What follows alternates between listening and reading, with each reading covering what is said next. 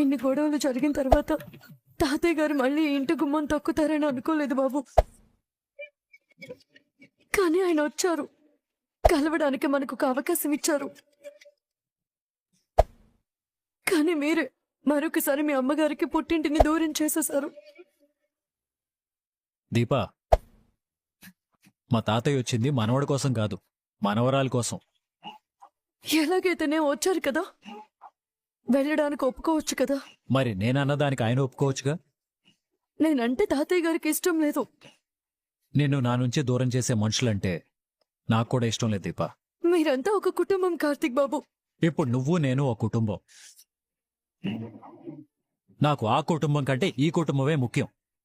ఎప్పటికైనా ఈ కుటుంబాలు కలవాలి కదా కార్తీక్ బాబు. కలుస్తాయి దీపా, అది ప్రేమతో ఇంటికొచ్చినప్పుడు, స్వార్థంతో ఇంటికొచ్చినప్పుడు కాదు. మీ తాతయ్య గారికి స్వార్థం ఉంటే తప్పేముంది? నా కూతురు నా మనవడు అనుకునే స్వార్థం అది. దాంట్లో కూడా ప్రేమే ఉంది కదా. నిజంగా మా తాతకి మా మీద అంత ప్రేమ కారిపోతుంటే నేను చెప్పినట్టుగా నిన్ను కూడా నాతో పాటు రావడానికి సరే అనేవాడు. అంతేగాని నా ముందే నేను బాధ పెట్టేవాడు కాదు. పెద్దవాళ్ళంటే అలాగే ఉంటారు బాబు. ఎలాగైనా ఉండని, మీరు ఇలాగే ఉండండి అని నేనేం అనలేదే. ఈరోజు మనవరాలు బాధపడుతుందని బెంగ పెట్టుకుందని హిమాలయ పర్వతం లాంటి ఆయన హృదయం కరిగిపోయి కూతురు మనవడు కావాల్సొచ్చారు. ఇప్పుడు నాతో పాటు నా కూతుర్ని భార్యని తీసుకొస్తాననేసరికి ఆ కరిగిన హృదయం కాస్త గడ్డగట్టేసింది. పెద్దరికాన్ని ఎలా కాపాడుకోవాలో తెలియక మా అమ్మనో 2 తిట్లు, నన్నో 2 తిట్లు తిట్టాడు. చివర్లో నువ్వు మాట్లాడేసరికి మిగతా అక్షంతలు నీకు పడ్డాయి. తిడితే తిట్టని బాబు. ముందు మీరు ఆ ఇంటికి వెళ్ళుంటే తర్వాత నన్ను కూడా క్షమించేవారేమో కదా. క్షమించటానికి ఆయన న్యాయమూర్తి కాదు, తలారి. ఆయనకి తెలిసింది ఒకటే, శిక్షించటం. క్షమించటానికి చాలా గొప్ప మనసు కావాలి దీపా. అందరికీ నీ అంత గొప్ప మనసు ఉండదు. ఎప్పుడైతే నీ మెళ్ళో తాళి కట్టానో అప్పటినుంచి నువ్వు నేను ఒకటి. నీ గౌరవమే నా గౌరవం, నీ మర్యాదే నా మర్యాద. నన్ను కావాలి, నిన్ను వద్దు అనుకునేవాళ్ళు నాకు అవసరం లేదు. మా అమ్మ, నేను, నువ్వు, నా కూతురు అనసూయ గారు, ఇది మన కుటుంబం. నన్ను మాత్రమే కావాలనుకున్న మనుషుల కోసం నేను కావాలనుకున్న మనుషుల్ని వదులుకోలేను దీపా. ఉంటే నా భార్య కూతురు అక్కడే ఉండాలి. నా కోసం, నా బిడ్డ కోసం ఆలోచిస్తున్నారు. నేను మీ కోసం, మీ అమ్మగారి కోసం ఆలోచిస్తున్నాను. మీరు మా కోసం ఎవరినైనా దూరం చేసుకుంటాను అంటున్నారు. మేము దూరమైనా మీరంతా కలిసి ఉండాలని నేను కోరుకుంటున్నాను. మీతో నేను గెలవలేకపోతున్నాను కార్తీక్ బాబు. మీ ప్రేమ అభిమానంతో పోరాడి నేను గెలవలేకపోతున్నాను. చెల్లెమ్మా, ఎంతసేపు అని ఎలా ఉంటావు చెప్పు. జరిగింది మర్చిపో, వెళ్ళి మొహం కడుక్కునిరా, నేను వంట చేస్తాను. నువ్వు చేయడమేంటక్కా, దీపం చేయమను. అదసలే బాధలో ఉంది కదా, ఈ పూటకింకా దానికే పని చెప్పుకో. అదే తప్పు. ఏదో ఒక పని చెప్తేనే మళ్ళీ మనుషుల్లోకి వస్తుంది. దీపా, ఏంటత్తే? ఏంటమ్మా? మాటలనెందుకు అలా సగంలో మింగేస్తావు? పూర్తిగా అనేసేయ్. ఎందుకు పిలిచారమ్మా? వంట చేయడానికి. ఫ్రిడ్జ్లో క్యారెట్లున్నాయి, ఫ్రై చేసి రసం పెట్టమంటారా? కార్తీక్ క్యారెట్ తినడు. మరేం చేయమంటారు? వెళ్ళి వాణ్ణే అడుగు.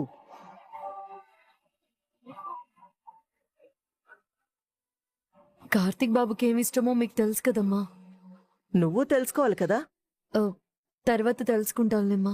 ఇప్పుడు చెప్పండి. అలా ఏం కుదరదు. వెళ్ళి వాణ్ణడుగు. వాడికేదిష్టమో అదే వండు. ఇంక నన్నేం అడక్కు దీపా. అడుగుతుందంటారా? అడుగుతుందక్కా, కానీ ఎలా అడుగుతుందో చూడాలి. శౌర్య ఎక్కడుంది? ఇప్పుడే స్కూల్ నుంచి వచ్చింది కదమ్మా, వాళ్ళ నాన్న దగ్గరే ఉంది. అరే హై నానా, నిన్నెచ్చెనెక్కాను. Very good. ఇప్పుడు నేను ఇప్పుడు కార్తీక్ బాబుని నేనేమని అడగాలి? దీప గుమ్మం దగ్గర నిలబడి ఇబ్బంది పడుతుందేంటి? ముందైతే పిలవని, అప్పుడు చూద్దాం. 4. చూసావా ఎంత పెద్ద నెచ్చినెక్కానో? అక్కడ పాముంది నాన్న, జాగ్రత్త. డోంట్ వరీ, నేను చూసుకుంటాగా, నువ్వాడు. దీప ఎందుకు వచ్చినట్టు? ఎందుకు అక్కడే ఆగిపోయింది? మళ్ళీ ఏమైంది తనకి? ఈయన్ని అడగకుండా వెళితే కాంచనమ్మ గారు అడుగుతారు. ఏముంది, మీకు ఇష్టమైన కూర ఏంటి అని అడుగుతాను, అంతే కదా. కార్తీక్ బాబు, ఆ, టైంకొచ్చావు. రాదీప, వైకుంఠపళ్ళు ఆడుకుందాం. ఆ, వైకుంఠపాళి కాదు బాబు, మిమ్మల్ని పిలిచింది వంట చేయడానికి. ఏంటి, నేను వంట చేయాలా? ఆ, అది కాదు బాబు, మీరేం వండమంటారో చెప్తే నేను అది చేస్తాను. నాన్న నేను ఆడుకుంటున్నాం, డిస్టర్బ్ చేద్దామ్మా. అమ్మని అలా అనకూడదు కదా. నా ఆట కూడా నువ్వే ఆడు. నేను ఇప్పుడే వస్తాను. సరే నాన్న. ఇప్పుడు చెప్తీపా, ఏంటి కదా? కథ కాదు బాబు, కూర. మీకు ఇష్టమైన కర్రీ ఏంటో కాంచనమ్మ గారు అడగమన్నారు. అదేంటి కొత్తగా? వంట చేయడానికి నన్ను అడుగుతున్నారు? ఏమో బాబు, మీరు త్వరగా చెప్పండి. మీరు ఏది వండమంటే అదే వండుతాను. నా ఇష్టాలేంటో నీకు చెప్పలేదు దీపా? లేదు బాబు, మరి నువ్వెందుకు అడగలేదు? ఇప్పుడు అడుగుతున్నాను కదా. మా అమ్మ అడగమందని అడుగుతున్నావే గాని నీ అంతటి నువ్వు అడగలేదుగా. ఎలాగైతే ఏముంది బాబు, మీకేమిష్టమో చెప్పండి, వండుతాను. నువ్వు నన్ను నీకిష్టమైందే వండుతాను అన్నావంటే నిజంగా ఈరోజు నా పొట్ట అదృష్టం చేసుకున్నట్టే. అంటే నువ్వు వండే రుచికరమైన వంటలు తినబోతుంది కదా, అందులోనూ ఇష్టమైన వంటలు. ముందు చెప్పండి బాబు. వచ్చింది తెలుసుకోవడానికేగా, అంత తొందరపడతావేంటి? నాన్న, నువ్వు పాము నోట్లో పట్టావు. ఏం పర్లేదు, నువ్వు ఆడుతూ ఉండు, నేను మళ్ళీ నెచ్చినెక్కుతాను. అలాగే నాన్న. చెప్పండి, వంట చేయాలి. ఆ, నాకిష్టమైన వంటకం ఏంటంటే ఆ, అంత ఈజీగా చెప్తే అలా? నేను క్లూస్ ఇస్తాను, నువ్వు కనిపెట్టాలి. మళ్ళీ ఇదేంటి బాబు? ఇష్టమైనవి కొన్ని కష్టంగానే ఉంటాయి దీపా. సరే చెప్పండి. ఆ, ఆ కూరగాయ ఎంతో ప్రత్యేకమైంది. కవులు దాని మీద కవిత్వాలు రాశారు, పాటలు రాశారు. అర్థం కాలేదా? పాడండి. పాడితే నువ్వేంటి, శౌర్య కూడా కనుక్కుంటది. కనిపెడుతుందంటావా అక్క? కష్టమే. నీకర్థమైందా? నేను చెప్పింది నా గురించే చెల్లి. అయ్యో, అలా తెలుసుకోవడం నా వల్ల కాదు కార్తీక్ బాబు. టైం అయిపోతుంది, వంట చేయాలి. ఆ, సరే, ఇంట్లో కూరగాయలు ఏమున్నాయో చెప్పు. టమాటాలు, బీరకాయలు, కాలిఫ్లవర్, బెండకాయలు. వీటిలో ఉన్నాయా? మ్మ్హ్మ్, లేదు. ఇంకా? ఆ, చామగడ్డ, బంగాళదుంపలు. ఇంకా? అంతే బాబు. అంతేనా? తాజా కూరల్లో రాజా ఎవరైనా అడిగితే ఎవరైనా సరే టక్కుని చెప్తారు. నేను సూపర్ మార్కెట్ నుంచి తీసుకొచ్చినట్టు గుర్తు. బాగా ఆలోచించి ఇంకా మన వంటగదిలో ఏమున్నాయో చెప్పు. ఆ, కొత్తిమీర, కరివేపాకు తప్ప ఇంకేం లేవు బాబు. అయితే నేను చెప్పను దీపా. మీరు చెప్పకపోతే నాకెలా తెలుస్తుంది బాబు? మరైతే ఇంకా ఏమున్నాయో చెప్పు. ఆ, గుర్తొచ్చింది, వంకాయలున్నాయి. హా, ప్రపంచంలో ఎక్కడున్నా తెలుగు వాళ్ళందరూ తలుచుకునే గుత్తొంకాయని చివర్లో చెప్తే ఎలా దీపగారు? గుత్తొంకాయ కూర వండమంటారా? నీ అద్భుత హస్తాలతో నాకెంతో ఇష్టమైన గుత్తొంకాయ కర్రీని చాలా జాగ్రత్తగా, పద్ధతిగా, ప్రేమగా ఉండు. అక్క, మనం అనుకున్నది జరిగింది. పద పద, మనం వెళ్ళిపోదాం. మొత్తానికి దీప కనిపెట్టలేకపోయింది చెల్లెమ్మా. కనిపెట్టకపోతేనే బ్రహ్మాండంగా వండి పెడుతుంది. పద. ఉమ్. అలాగే బాబు. కార్తీక్ బాబు, ఇంకేమైనా కావాలా? ఆ, లేదు లేదు. గుత్తొంకాయ కర్రీలో వేరేది మిక్స్ చేసి దాని ఫ్లేవర్ చెడగొట్టాలనుకోవట్లేదు. నువ్వెళ్ళి వంట మొదలుపెట్టు. ఆ, అలాగే అవగానే చెప్పు, వేడివేడి. నాన్న నువ్వు నిచ్చినెక్కావు. నువ్వే గెలిచావు. అవునవును, ఈరోజు నేనే గెలిచాను. ఒకరి మనసు గెలిచాను. ఇది మామూలు గెలుపు కాదు, నా చరిత్రలో సువర్ణాక్షరాలతో లిఖించదగ్గ గెలుపు. నేను వెళ్ళి వంట చేసుకుంటాను బాబు. ఇదిగో కర్రీ కాస్త ఎక్కువే వండు, నైట్కి కూడా తింటాను. నా ఇష్టాలు తెలుసుకోవడం మొదలు పెట్టావంటే నువ్వు మారుతున్నావు దీపా. నువ్వు పూర్తిగా మారిపోయావంటే నా జీవితం నవవసంతంలాగే అందమైన పూలతో నిండిపోయి ఉంటుంది. శివనారాయణ గారి మనవరాలు సుమిత్ర దశరథుల కూతురు, వాళ్ళ యావదాస్తికి అసలైన వారసురాలు ఎవరో కాదు, దీప. ఇంక నీ ఇష్టం, నువ్వేం చేయాలనుకుంటున్నావు వచ్చేయి. ఏంటి మనవరాలా, ఎక్కడికి రెడీ అవుతున్నావు? నీకో మాట చెప్పనా గ్రాని? ఏంటి? ఇంకోసారి నువ్వెప్పుడు నన్నెక్కడికి ఏంటి అని అడక్కు. 3 రోజుల నుంచి చూస్తున్నాను. పద్ధతిలో తేడా వచ్చింది, ప్రవర్తనలోనూ తేడా వచ్చింది, ఇప్పుడు మాట కూడా తేడా వచ్చింది. ఏ మీ తాత పర్మిషన్ ఇచ్చాడు కదా అని ఈ గ్రానీ అవసరమే లేదనుకున్నావా?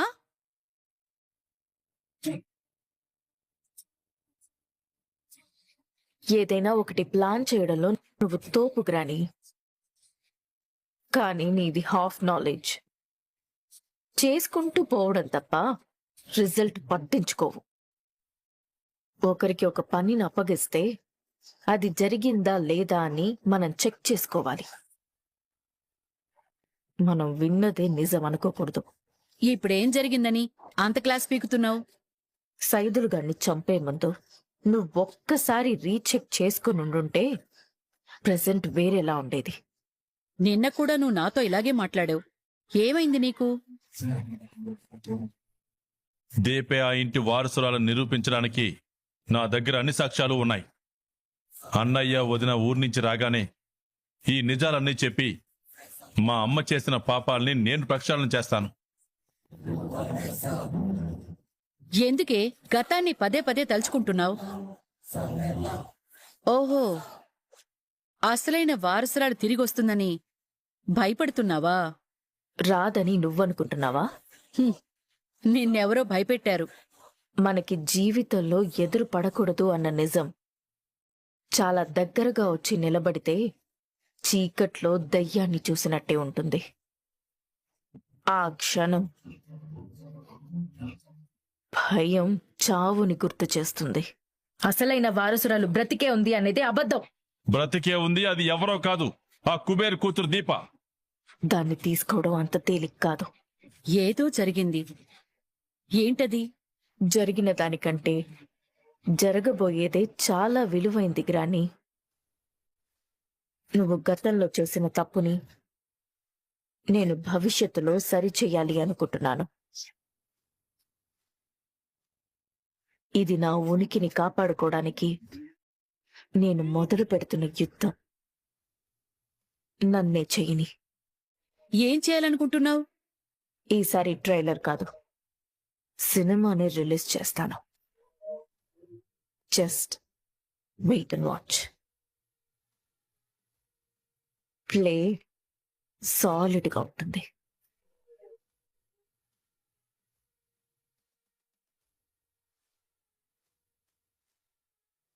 ఇదేదో గట్టిగానే చేయబోతోంది. మమ్మల్ని అర్జెంటుగా ఎందుకు రమ్మన్నావంటే మాట్లాడవేంటి బావా? బావ కళ్ళలో ఆనందం చూసిన తర్వాత కూడా బామ్మరిది ఇలా అడగటం ఏం బాలేదు. ఏదో సర్ప్రైజ్ ఉందని మాత్రం అర్థమైందన్నయ్య. మరి అదేంటో గెస్ చేయాలి కదా. గెస్ చేయాలంటే క్లూ ఇవ్వాలి కదా బావా. నాన్న నేను చెప్పనా? అంటే నువ్వు చెప్తే గాని మీ మావయ్య కనిపెట్టలేడు అనమాట. ఎంత మాట అన్నావు బావా. శౌర్య, నువ్వేం చెప్పొద్దు, నేనే కనిపెడతాను.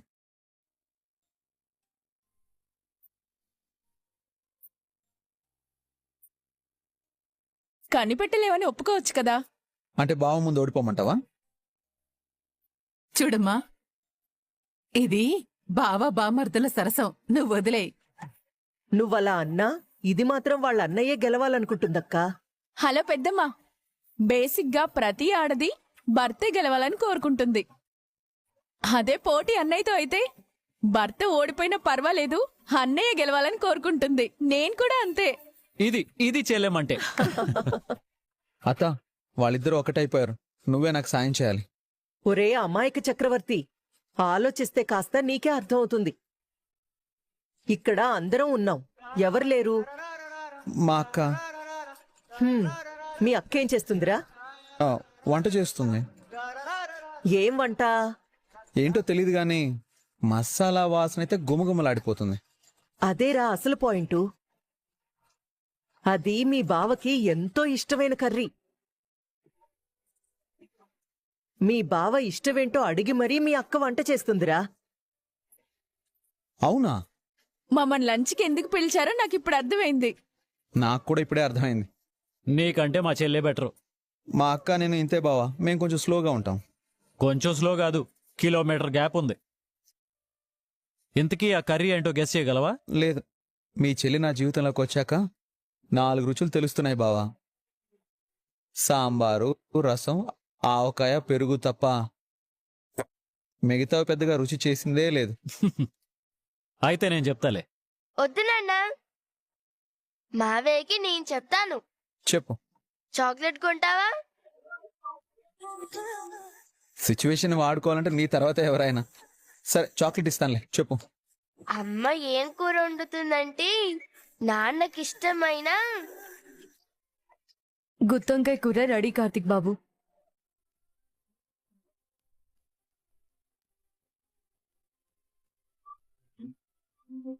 అర్థమైందా?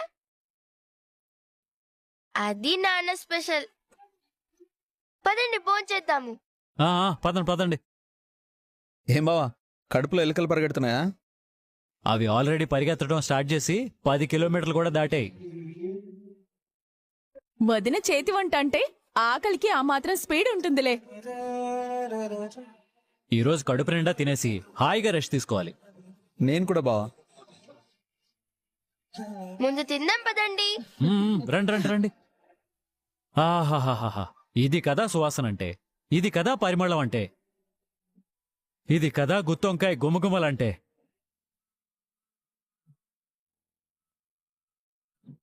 కూర్చోండి బాబు, వడ్డిస్తాను. వడ్డించటా లేవు, వడ్డించుకోవడాలే. నువ్వు కూడా మాతో పాటు కూర్చో. పర్లేదు బాబు. ఇప్పటివరకు నాకు ఇష్టమైన కర్రీ వండటానికి వంటగదిలో కష్టపడ్డావు కదా, ఇప్పుడు కూర్చో, కలిసి భోంచేద్దాం. పర్లేదు బాబు. అయ్యో, మాకు నీ కర్రీ స్మెల్కే ఆకలి దంచేస్తుంది వదినా. నువ్వు ఇలా ఆర్గ్యూ చేస్తూ లేట్ చేసావంటే నేను వంకాయ కూర తీసుకొని మా ఇంటికి వెళ్ళిపోతాను. అందరూ తినేస్తున్నారు, నువ్వు త్వరగా కూర్చో అమ్మా. కూర్చో దీపా. కూర్చో దీపా. ఒరే కార్తీక్, నీ ఫోనే రింగ్ అవుతుందిరా. ఫోన్ అన్న తర్వాత రింగ్ అవుతూనే ఉంటుంది. భోజనం దగ్గర కూర్చున్నావు కదా, లేవద్దన్నయ్యా. ఆ మాట నేనంటే ఊరుకోడనే నేను అలా అన్నాను. కాల్ ఆఫీస్ నుంచి వస్తుందమ్మా.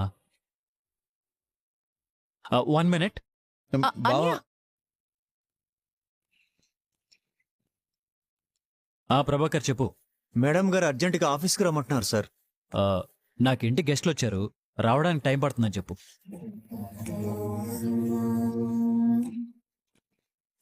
సారీ సార్, మేడం గారు మిమ్మల్ని అర్జెంటుగా రమ్మంటున్నారు. మీరు రావడం 5 మినిట్స్ లేట్ అయినా మేడమే మీ ఇంటికి వస్తారంట. అంత అర్జెంటా?